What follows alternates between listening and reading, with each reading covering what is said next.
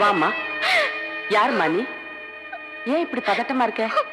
முதல்ல உட்கார். உட்காருமா. இந்த தண்ணி குடி.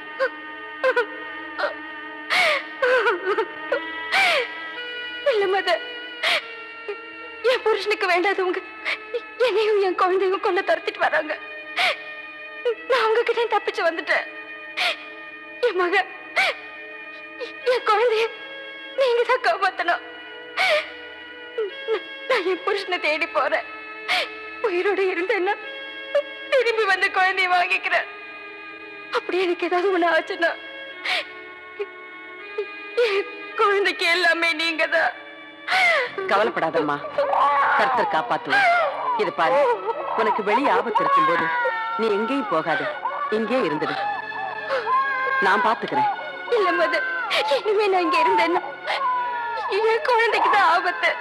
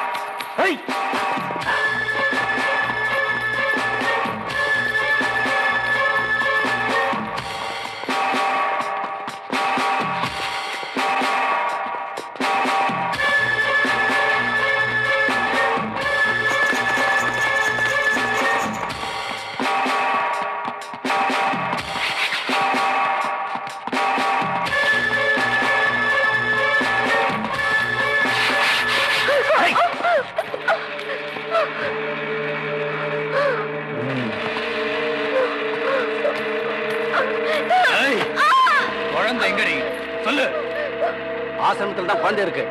ஆசிரமத்திலையா? எங்க இருந்தாலும் விட மாட்டோம்.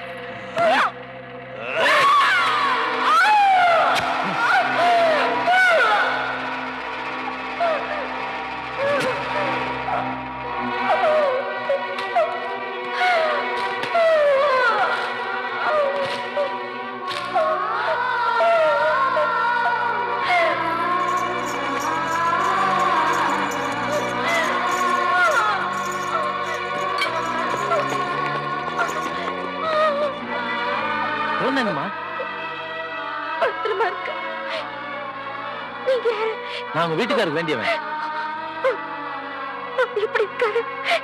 அவரு நல்லா இருக்காருமா. வாங்க வாங்க.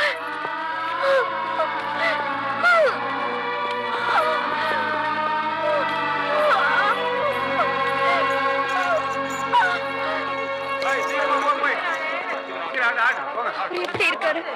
அவருக்கு ஒண்ணு ஆகலையே? நல்லா இருக்காரு. நீங்க தைரியமா வாங்க.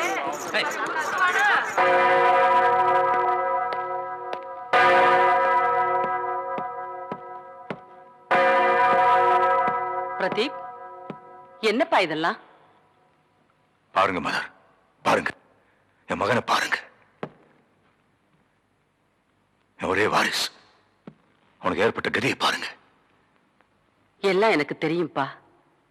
பேப்பர்லயும் பார்த்தேன். வருத்தமாத்தான் இருக்கு. ஆனா உன் மகன் செஞ்ச பாவத்துக்காகத்தான் மரணத்தை சம்பளமா கொடுத்திருக்காரு தேவன். கர்த்தர்கிட்ட இருந்து மன்னிப்பு கிடைக்கட்டும். போதாது மதர், போதாது. கடவுள் சன்னிதானத்துல என் மகன் மன்னிக்கப்படுறானே, அது மட்டும் போதாது. மக்கள் மன்றத்துல இந்த அரசாங்கத்தினாலேயும் சமுதாயத்தினாலேயும் மன்னிக்கப்பட்டிருக்கணும். ஆனா அப்படி நடக்கல. ஈவிரக்கம் இல்லாம அவனை தூக்கில போட்டுட்டாங்க. தப்பு உண்மையிலதான். குழந்தைங்களை பெத்துக்கிட்டா மட்டும் போதாது, ஒழுங்கா வளர்க்கறதும் நம்மோட கடமை. அது என்னோட தப்பு தான். அதுக்காக இந்த சமுதாயம் கொடுத்திருக்க இப்படி ஒரு தண்டனை, இது ரொம்ப பெருசு மதர். நான் அந்த தர்மசீலன், கடமை தான் முக்கியம்னு சொல்லி சாதிச்சிட்டேன். எனக்கு வாரிசே இல்லாம பண்ணிட்டான். என் நெஞ்சில இப்போ ஒரு தீ இருக்கு மதர். அது ஆறணும். ரத்தம். எனக்கு ரத்தம் தான் வேணும். என் பரம்பரை அழிஞ்சு போன மாதிரி அந்த தர்மசீலம் பரம்பரையும் இல்லாம இருக்கணும். அத நான் பார்க்கணும். உன் மகனை இழந்த துக்கத்துல நீ நிதானத்தை இழந்துட்ட பிரதீப். தர்மசீலன் ஒரு அரசாங்க அதிகாரியா தன்னுடைய கடமையை சரியா செஞ்சிருக்காரு. அதுக்காக அவரையும் அவர் குடும்பத்தையும் பழி வாங்கணும்னு நீ நினைக்கிறது ரொம்ப தப்புப்பா. இல்ல மதர், நான் இப்போ ரொம்ப தெளிவா இருக்கேன். எனக்கு அந்த குழந்தை வேணும். இந்த ஆசிரமத்தில் இருக்கிற அந்த குழந்தை வேணும். தர்மசீலம் குழந்தை கொடுத்துருங்க மதர். நீ நினைக்கிற மாதிரி எந்த குழந்தையும் இந்த ஆசிரமத்துல இல்ல பிரதீப். விட்டுடு. பழி வாங்குற உணர்ச்சியே விட்டுடுப்பா. அப்போ அந்த குழந்தைய என்கிட்ட தரமாட்டீங்க. கொலைவெறி பிடிச்ச ஏரோது மன்னன் குழந்தை இயேசுவை தேடி நாட்டுல உள்ள குழந்தைகள் எல்லாம் கொன்னு குவிச்சப்ப கூட குழந்தை இயேசு காப்பாத்தப்பட்டாருன்னா அது கடவுளுடைய சித்தம். இப்போ தர்மசீலனோட குழந்தையும் உங்ககிட்ட இருந்து காப்பாத்தப்படணுங்கிறது கடவுள் சித்தமா இருந்தா அதை உன்னால மாத்தவே முடியாது பிரதீப். முடியும், மாத்த முடியும், மாத்தி காட்டுவேன். அப்படி நினைக்கிறது சாத்தானோட வேலை. கல் தோன்றி மண் தோன்றா காலத்துல இருந்து கர்த்தருடைய சித்தத்தை கலைக்க நினைக்கிற சாத்தானுக்கு இன்னைக்கு வரைக்கும் இறுதி வெற்றி கிடைச்சதா சரித்திரமே இல்லப்பா. தர்மசீலனோட குழந்தை என்கிட்ட இருந்து தப்பி பிழைக்கிறது கடவுள் சித்தம்னா அதை பொய்யாக்கி காமிக்கிறதுக்காக இதோ ஒரு சாத்தான் உங்க கண்ணு முன்னாடி நிக்கிறேன். இந்த ஆசிரமத்தை அக்கு வேற ஆணி வேற பிரிச்சு மேய்ஞ்சு குழந்தைய கண்டுபிடிக்க எனக்கு தெரியும். ஆனா உங்க மேல வச்சிருக்கிற மரியாதைனால தான் இப்போ இங்க பேசிட்டு நிக்கிறேன். நீ குழந்தைய தேடுறதை விட உன் மகன் செஞ்ச பாவத்துக்கும் நீ செஞ்ச பாவத்துக்கும் பரிகாரம் தேடு. அது கிடைக்கும். குழந்தை உனக்கு கிடைக்காது. புரிஞ்சு போச்சு மதர், எனக்கு புரிஞ்சு போச்சு. எப்போ நீங்க இவ்வளவு தூரம் ஆணித்தரமா பேச ஆரம்பிச்சீங்களோ அப்போவே எனக்கு புரிஞ்சு போச்சு அந்த குழந்தை எனக்கு கிடைக்காதுன்னு. எவ்வளவு நாளைக்கு தான் அந்த குழந்தை நீங்க என்கிட்ட மறைப்பீங்கன்னு நான் பாக்குறேன். ஆனா ஒண்ணு மட்டும் சொல்றேன் மதர், எப்போ நான் என் கையாலே அந்த தர்மசீல வாரிசை கொன்னு புதைச்சு அவன் குடும்பத்துக்கே சமாதி கட்டுறேனோ அன்னைக்கு தான் என் பையனை இந்த மண்ணுக்குள்ள அடக்கம் பண்ணுவேன். அது வரைக்கும் என் பையன் உடலை நான் புதைக்கவே மாட்டேன். இது சத்தியம். கர்த்தரே, கடவுள் உன்னை காப்பாத்தட்டும்பா. கடவுள் என்னை கைவிட்டுட்டா மதர், சாத்தான் தான் என்னை காப்பாத்துவான். நீங்க ஜாக்கிரதையா இருங்க.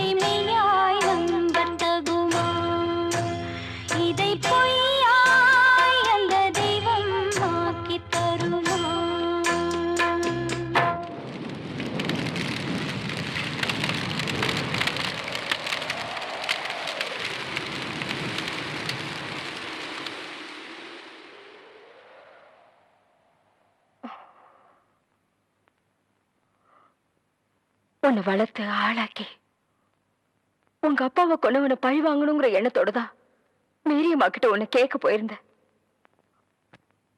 உன் வேதனை எனக்கு புரியுது பார்வதி.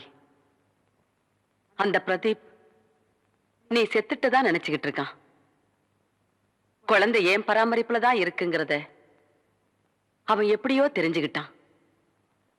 உன் குழந்தைய கொல்லாம தன்னோட மகனை புதைக்கிறதே இல்லைன்னு அவன் சத்தியம் பண்ணியிருக்கான். உனக்கு எந்த நேரத்திலும் ஆபத்து வரலாம். இந்த சமயத்துல குழந்தையும் உன் கூடவே இருக்கணும்னு நீ ஆசைப்படுறது நல்லதில்லம்மா. எனக்கு பாதுகாப்பு கொடுத்த இவங்க என் குழந்தைக்கும் பாதுகாப்பு கொடுப்பாங்க. அப்படி ஒருவேளை என் குழந்தையோட உயிரா இல்ல அவன் உயிரான்னு ஒரு நிலைமை வந்துச்சுன்னா எனக்கு என் குழந்தைதான் முக்கியம். அந்த பிரதீப்ப நான் அழிக்க கூட தயங்க மாட்டேன். உன்னால அவன் கூட போராட முடியாதும்மா. அவன் மனுஷனே இல்ல, சாத்தான். பரவாயில்ல மதர், அவனை பழி தீக்கிறதுக்கு பக்கபலமா எனக்கு இவங்க இருக்காங்க. என்ன ஓமர்? இல்ல மதர், அவங்க ரொம்ப குழம்பி போயிருக்காங்க. நாங்க அவங்க பாதுகாப்புக்கு மட்டும்தான் வாக்கு கொடுத்திருக்கோம், பழி உணர்ச்சிக்கு இல்ல. விட மாட்டேன். என் குழந்தையை வளர்த்து ஆளாக்கி அவங்க அப்பா சிந்தின ரத்தத்துக்கு நான் பதில் வாங்காம விட மாட்டேன். வேண்டாம் மகளே, ஒரு உயிரை உலகத்துக்கு கொண்டு வர்றதுதான் தாய்மைக்கே பெருமை. நீ இப்படி பழி உணர்ச்சியை உன் குழந்தைக்கு ஊட்டி வளர்த்தீன்னா உனக்கும் அந்த பிரதீப்புக்கும் என்னம்மா வித்தியாசம்? ஒரு வார்த்தை சொல்லு, பழி உணர்ச்சியை விட்டுட்டேன்னு சொல்லு. உன் மனசாட்சிக்கு பொதுவா நீ வணங்குற குலதெய்வத்துக்கு சாட்சியா உண்மையா சொல்லு. உன் குழந்தை உன் கையில. நீ கொடுக்கிற வாக்குறுதியே நான் நம்புவேன் பார்வதி. ஏன்னா நீ தர்மசீலனோட பொண்டாட்டி. பார்வதி நில்லம்மா. எந்த நிமிஷம் உன் மனசு மாறினாலும் நீ என்ன வந்து கேட்கலாம். அடுத்த நிமிஷம் உன் குழந்தை உன்கிட்ட.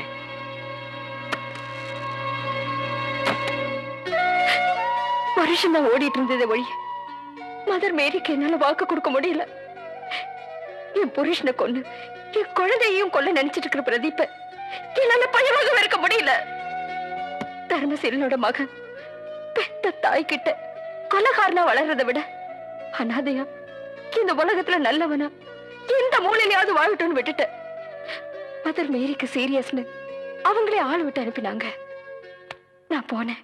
உன் மகனை உன்கிட்ட ஒப்படைக்கிற நேரம் வந்துருச்சு.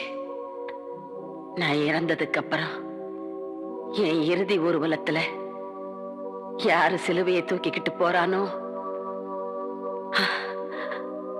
அவன்தான் உன் மகன்.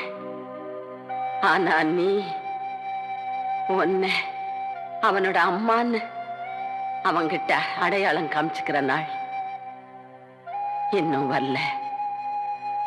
பழி வாங்குற உணர்ச்சி உன்னை விட்டு போயிருக்கும்னு நான் எதிர்பார்க்கிறேன் மகளே.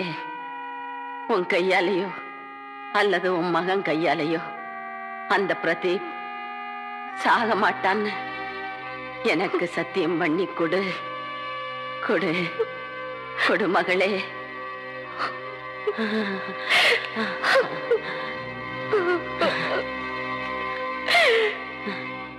அதுக்கப்புறமா மேரி அம்மாவை கடைசி முறையா பாத்துடலான்னு நான் கார்ல வந்தப்போ எதிர்பாராத விதமா நீ யாருன்னு தெரியாமலே உன்னை இடிச்சிட்ட. ஆனா நீ சிலுவையை தூக்குனப்பதான்ப்பா தெரிஞ்சது நீதான் என் மகன்னு. உன்னை பார்த்து பேசணும்னு துடிச்ச. ஆனா மேரி அம்மாவோட எச்சரிக்கையை சொல்லி வாப்பா என்ன தடுத்தும் கேட்காம நான் ஊர்வலத்துல வந்தேன். அப்பதான் பிரதீப்போட ஆளு என்ன இடிச்சிட்டு போனான்.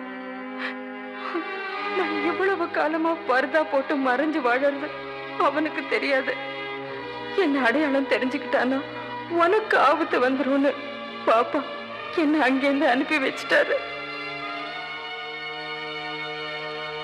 உன்னை காப்பாத்துறதுக்காக கடைசி வரைக்கும் பாப்பாவும் நம்ம ஆட்களும் கல்லறை வரைக்கும் வந்தாங்க.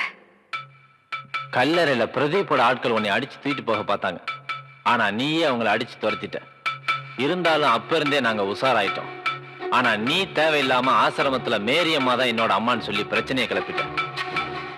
பாவம் அந்த சிஸ்டர் சுப்பீரியர். அவங்க ரொம்ப நல்லவங்க. அவங்களுக்கு தெரிஞ்ச உண்மையதான் உன்கிட்ட சொன்னாங்க. அதை நீ நம்பல. அதனால பெரிய குழப்பமாயிடுச்சு. தொடர்ந்து நீ அங்கேயே இருந்தீனா உன் உயிருக்கு ஆபத்து ஏற்படும் நினைச்சு உன்னை காப்பாத்தணும் முடிவு பண்ணும்.